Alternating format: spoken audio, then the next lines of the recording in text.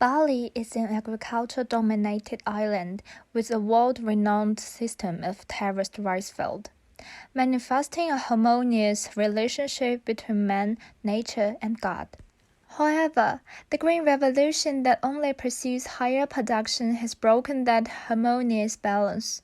Agricultural growth starts to falter when the environment suffers.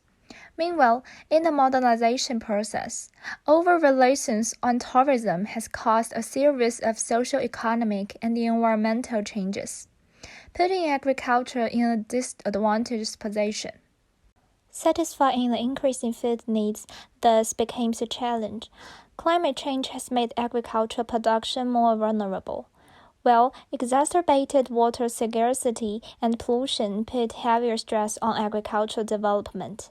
Furthermore, the inevitable urbanization will make more agricultural land nearly impossible. Therefore, how to manage a limited land to fit the increasing population and avoid the negative impact of climate change has become the key issue of agriculture development.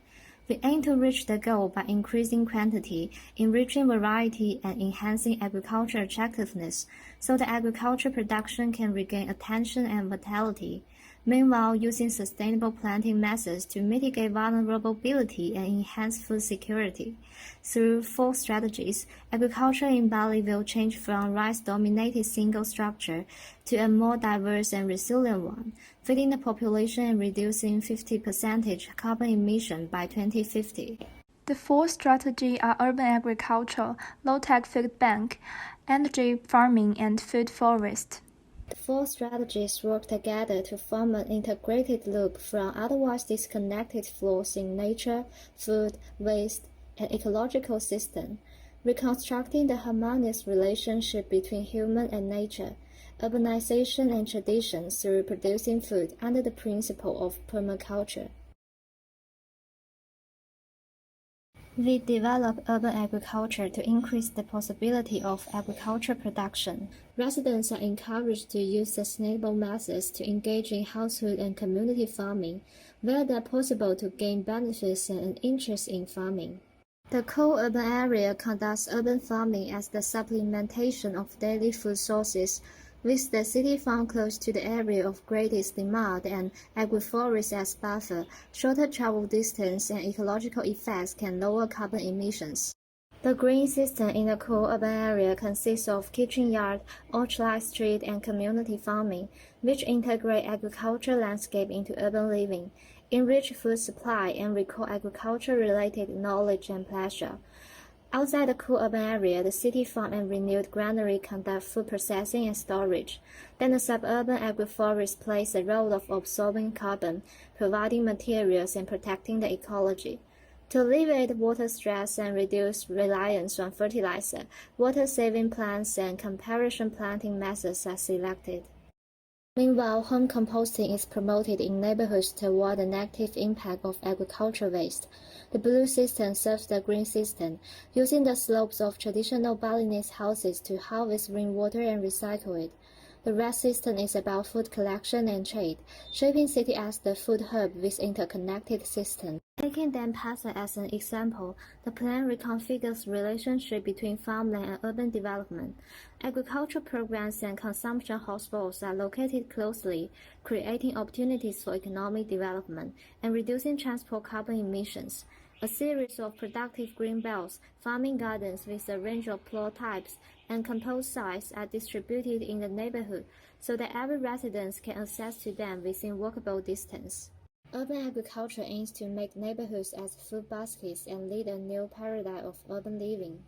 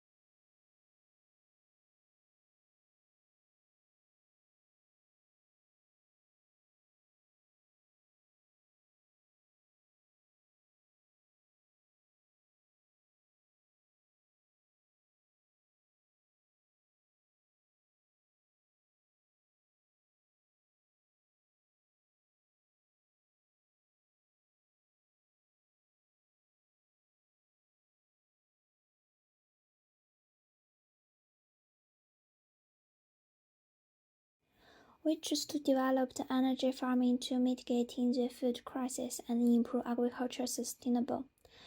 Energy farming is an efficient and clean new agriculture model that simultaneously performs solar power generation, compositing, and agriculture production on one side, and the energy consumption of related agricultural activity can be self-produced and self-sold.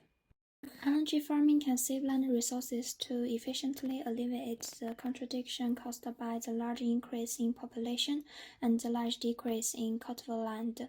Also, shading those crops reduces evapotranspiration, which can decrease the irrigation frequency and save water.